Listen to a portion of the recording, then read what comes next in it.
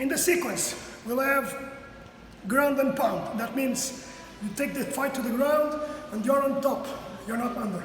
And what we'll see is ways to do that, okay? We start by the last part in the last sequence.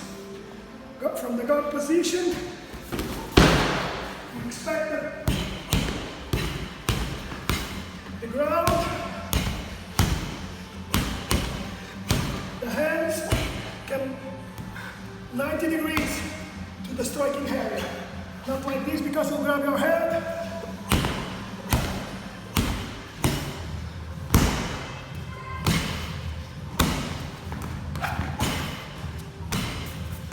Or from here, from down, where the head is hitting with the shoulder.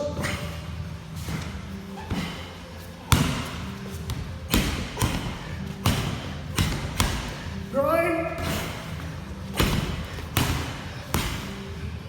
You have to go for the head from the upright position.